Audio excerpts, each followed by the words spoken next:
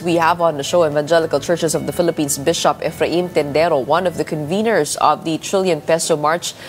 Good morning, Bishop. Welcome to Morning Matters. Good morning, Gretchen. Thank you for giving me the opportunity to come and share with you yung ating panawagan for our mga kababayan para patuloy na hilingin or continue to ask for accountability, truth and accountability and justice in relation to this issue on corruption. Bishop, tell us more about the weekly protests that you are planning and who will be there? So every week, starting today, every Friday, we ask people to wear white. Why white? In our fight against corruption, we have no political color. That's why we say white is a symbol of integrity, of purity, accountability, and we are asking people to wear white every Friday. Now, in order to catch the attention and to really create that kind of expression of the revulsion of the people, we are asking people also to have a nice barrage at 6 o'clock in the evening.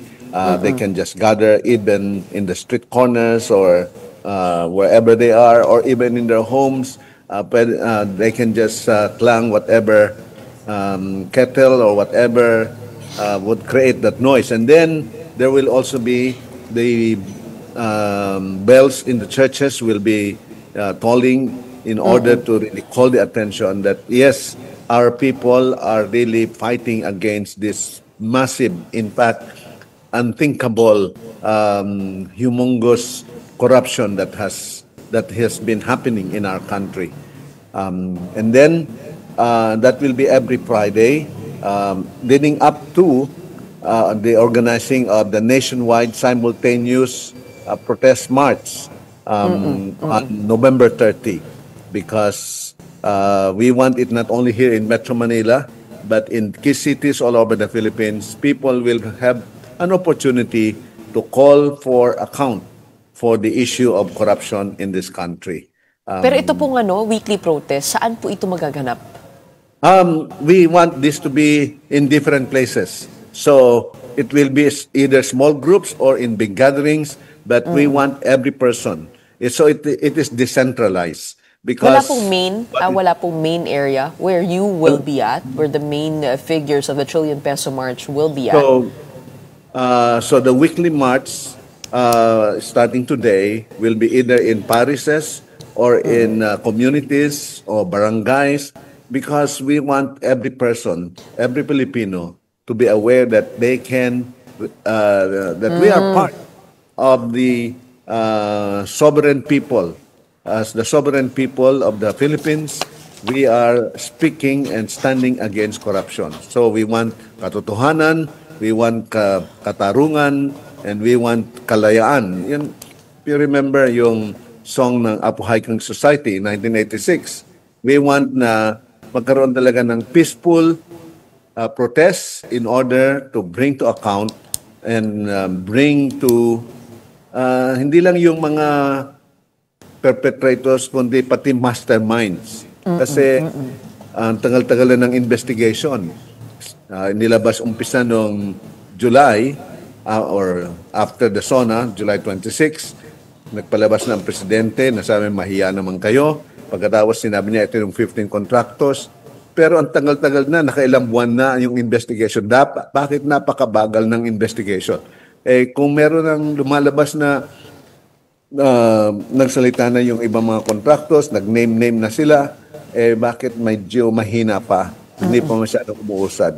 Magkaroon na ng filing ng kaso, bigyan na ng kumari nga. Di ba sa opisina, pag may nakikitang problema, meron kang preventive suspension. Bakit na kailangan magkaroon na ng preventive arrest? Para hindi pa buo yung kaso, but we want to prevent you from being attacked by the people. We want to give you the preventive arrest. Kung merong preventive suspension, baka naman magkaroon na ng ganong action din. So, by creating this movement every week to sustain, para hindi ibig sabihin habang tumatagal, baka naman habang tumatagal mawala na yung damdamin ng mga tao. If you remember, Gretchen, 10 years ago, there was this PDAP case o yung kaso with Senator Napoles, di ba? Ang sinabi ng Napoles, actually, yung kanyang listahan ng kanyang listahan na kanyang kakutsaba sa Kongreso, may kulang-kulang o mahigit atang 100. That list was given by Napoles to Secretary De Lima of DOJ during that time and to Senator Ping Lacson during that time. Pero ang kanilang ginawa, 4 lang yung kanilang kinasuhan. Ay yung 3 ay naabsuelto pa. Anong nangyari? Paano naman yung 100 na nakasama dun sa listahan niya? Ngayon, lumalabas na nagsabi na yung mga diskaya na meron silang 17 na minention na congressman at meron ngayon sinabi rin ng mga senador. Pero sinabi rin ni Senator Lacson, majority o halos lahat daw ng senators ay nagkaroon ng insertion sa 2025 budget o sa iba pang sa previous budget. Bakit meron ng mga ganitong lead hindi pa tayo nagkakaroon ng action? Tapos ating panawagan, hindi lamang ng simbahang evangelical, ng Catholic, at maging ang iglesia nagpasabi na kung maaari, pwede bang yung hearing o yung procedure ng ICI will be made public kasi gustong malaman ng tao kung anong nangyayari. Ayaw natin mangyari na para bang may niluluto ba dito, inililihis ba tayo, sino ang dapat managot at ano ang dapat na gawin dahil habang tumatagal, ang mga tao ay patuloy naghihirap at ayaw natin na maililihis ang paraan ng investigasyon.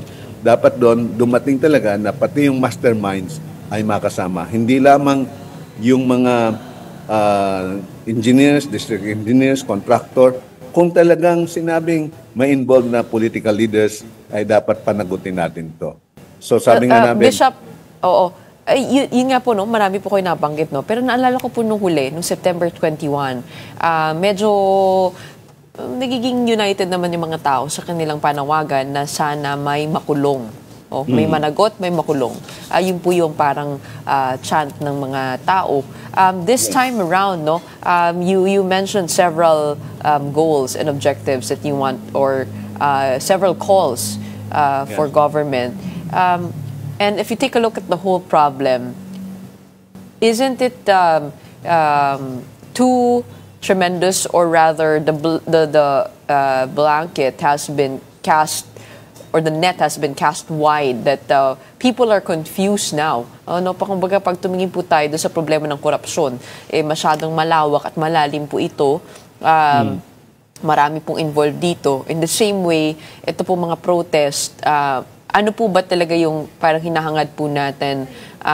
Pag marami po tayong pinag-uusapan dito, hindi po ba mawawala rin po yung lakas ng panawagan na yon dahil nalilito na ang taong bayan. Kung saan ba tayo magsisimula, una-una, how do we begin to demand accountability, and pangalawa, how do we move on from here, given we know that we have a broken system at hand that is prone to abuse left and right? Well, una nga, meron na tayong lead. Ang ating Pangulo nagsabi na eto na yung top contractors na 15 sila, 20% ng ating flood control projects na corner ng 15 contractor. At nung mag-umpisa magkaroon ng investigation, nagsalita na yung mga contractor. Nagsabi na pati yung mga nasa yung district engineers. Nag-umpisa nga doon sa Bulacan, tapos nandun sa sa Mindoro, tapos nandun sa Davao. Ngayon, ang balak atang isunod ay ang Ilocos Norte. So, ibig sabihin, hindi lang naman sa isang probinsya o sa ibang lugar, kundi buong Pilipinas na ito. Ang ating kahilingan, pwede ba na pabalisin yung proseso ng investigation? Kaya, ngayong natatag na yung ating bagong ombudsman, ang ating kahilingan, sinabi naman ni Ombudsman Boying Rimulya na wala tayong sasantuhin. O wala tayong sasantuhin. They have all the powers. At kung ang presidente ay nagbigay ng marching order, ay dapat ay mabilisan na ito. In O, fact, di po kayo, ibig sabihin, di po kayo masaya sa takbo ng ICI. Given na po, meron na po sila mga recommendations dito, they're calling in, ito pa nga po, mga contractors, mga senador, mga congressmen, and meron na po silang lookout bulletin. Hindi po kayo masaya doon sa kung paano gumagulong po ito? kasi nag-umpisa yan August, September, October na ngayon, 3 buwan. Kung talagang gustong pabilisin yung proseso ng investigation, kung magkakaroon ka na tinatawag nating yung at least prima facie evidence, may nga nagsabi na yun, at least yung mga district engineers na nagsabi na, yung contractor, si Diskaya, bakit hindi agad sasabihin, kasuhan na yan, ipakulong na yan, habang i-detain na yan. Ngayon, kasi pag nagkaroon na ng kaso, at least gugulong na yung proseso. Kasi pagka puro investigation, batuhan dito, batuhan doon, pero kung meron kang bigyan talaga ng kaso, nakakulong, ay magkakaroon ng pagkakataon that they can have the time to defend themselves in court and have the due process. Habang tumatagal, ay parang nagkakaroon tuloy na, ano ba ito, dinidribble lang ba ito? At hindi natin alam kung anong patutunguhan. Kaya ang kahilingan natin ay pabalisin yung investigasyon. At yun nga, yung ICI, ang kahilingan natin kung maaari maging public. Kung hindi man public, ay meron talagang yung transcript of the investigation lalabas, makikita natin. Alam nyo nung magsabi ang Pangulo, isumbong sa Pangulo, I think ang nagbigay na entries nun mga 25,000. So, ibig sabihin ang mga tao, nakikita nila yung mga pangyayari. Ano ang pwedeng gagawin? Naiinip na po tayo. At baka naman sa pagdili-dali, ay baka dumating sa point na, anyway, magpapasko na naman, wala na, medyo malamig na ang simoy ng hangin, makakalimutan na ito. Hindi tayo papayag na yung trilyon na involved in this corruption, nagdudusa tayo. I think sa report ay ang nautang na ng ating pamahalaan in the last few years is umabot na ng 4 na trilyon ang nautang. Ay sinong magbabayad ng inutang na yan? Pagkatapos nun, di ba, lumabas na maging ang ating stock exchange, biglang nag-crash in this past week. Ito po ay fake news daw po. Fake news daw. Pero talaga namang nag-crash, pero ang fake news lang hindi more than 1 trillion. Hindi naman po siguro crash yung term, baka bumaba po. Bumaba. Yung value, kaya nga, yung halaga. Pero kung bumaba ng 480 billion, kasi yun ang clarification ngayon, 480 billion yung bumaba doon sa ating stock market in 1 week. Malaking flight ng ng investment sa ating bansa. So, pero ano po, alam po natin, kung mahuli man po natin yung mga tao na sangkot dito at napakarami po nila. Pero kung hindi niyo po binago yung sistema, ay maaari pa rin mangyari ulit yung ganong klaseng korupsyon. So what are your proposals for reform here? Ang ating proposal for reform dito ay una nga, mabilisan natin yung proseso. Yung nangyari kay Napoles, matuto tayo doon. Nagkaroon na ng desisyon ang Supreme Court after that, declaring PDAP to become as unconstitutional. Anong ginawa nitong mga nakaraang administrasyon? Hindi lang yung ngayon, pati yung nakalipas na administrasyon. Gumawa sila ng creative way of not calling it PDAP, calling it unprogrammed funds. Di ba? Infrastructure project. Pero ganun din yun. It's still yung matanggal po yung mga ganun. Dapat matanggal yung ganun. Dahil ang trabaho ng legislature magbusisi ng budget. Pero hindi sila dapat ang nag-allocate kung saan, kung kanino. At kung merong, di ba nagsabi, ang mga nag-sponsor ng project na yon sa Congress o sa Senado ay tumatanggap ng thank you note. Actually, hindi. Ang tawag na thank you note. Parang maganda pang pakinggan, thank you note. Pero, kickback yun. Ibig sabihin, may binigay kami project sa inyo, ano yung back na ibibigay sa amin? Anong commission ibibigay sa amin? Bishop, in September 21, no, there were reports that came out that there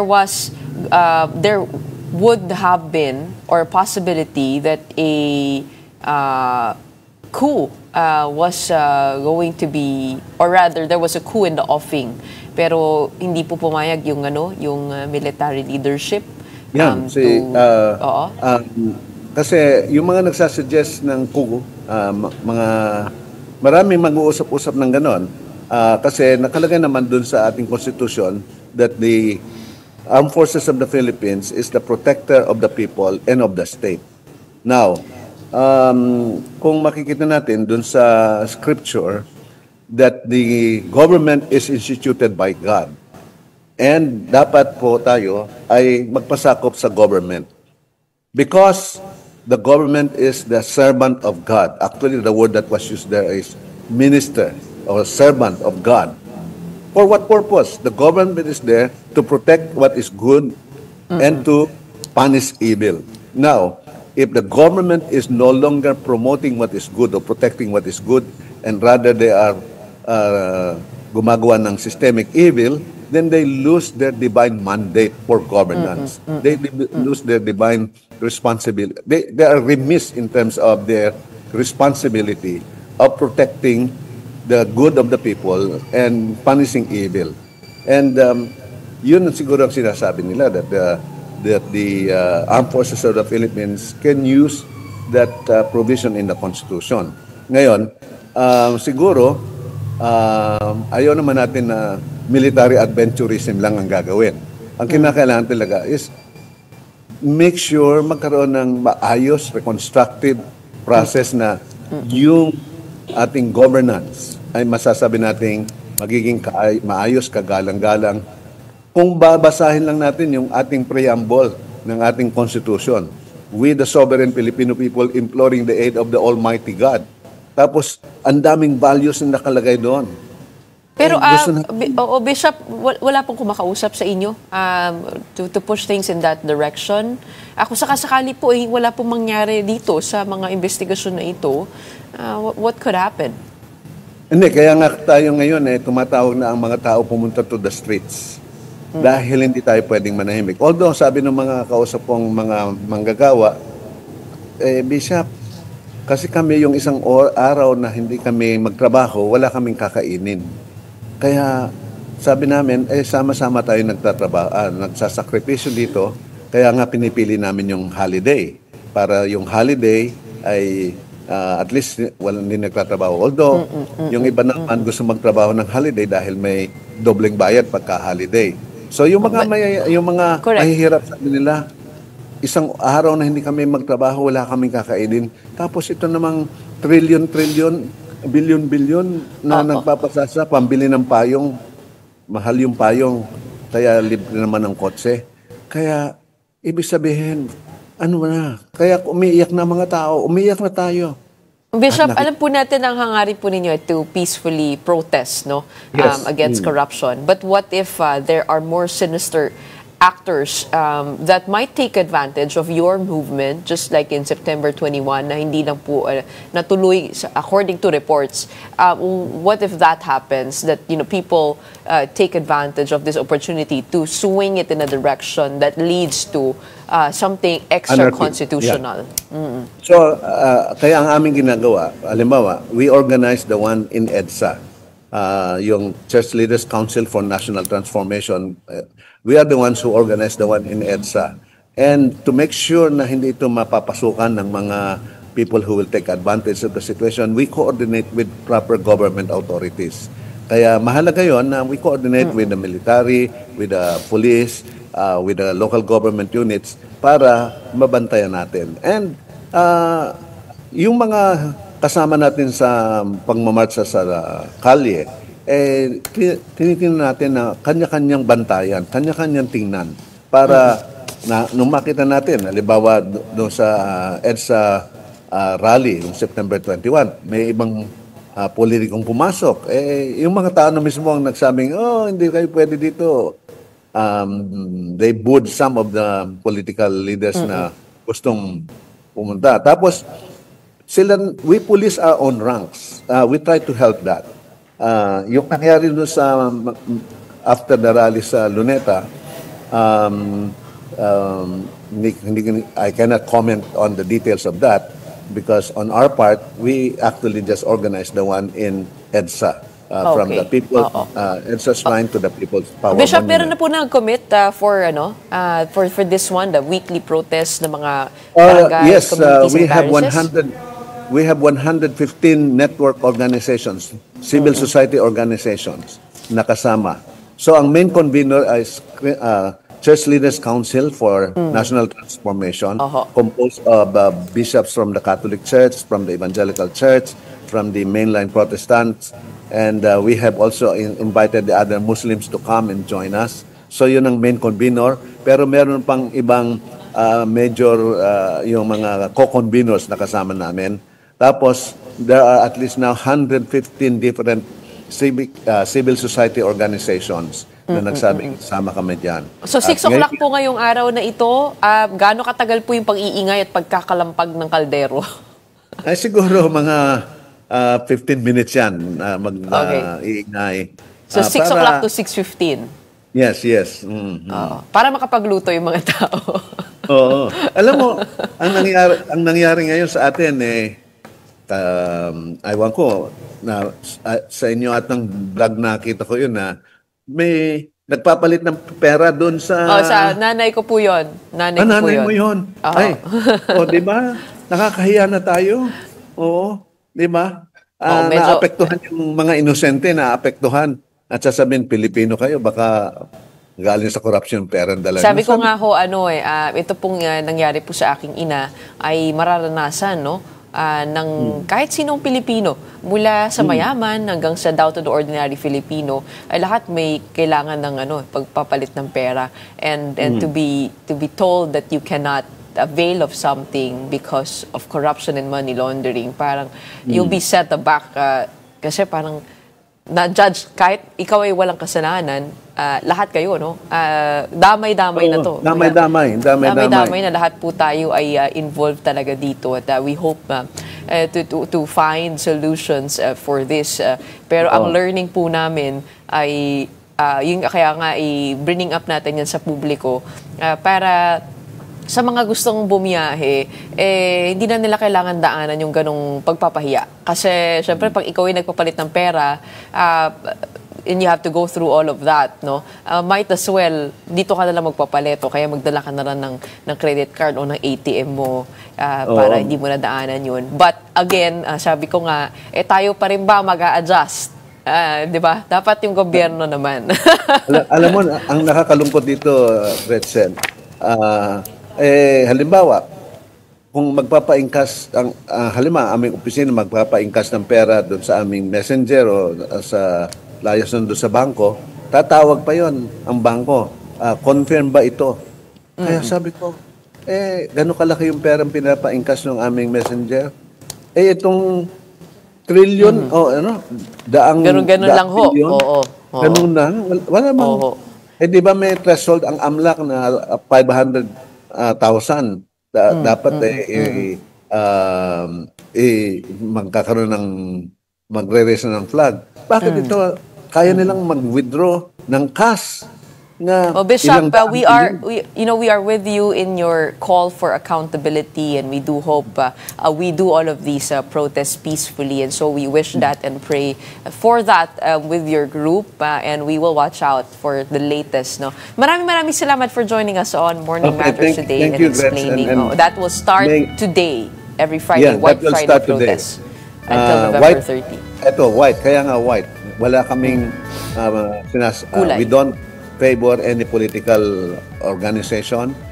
White, because we are against corruption, which is a mark of integrity, accountability, transparency.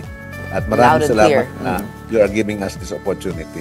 Thank you very much to the Evangelical Churches of the Philippines Bishop. We have Bishop Ephraim Tendero.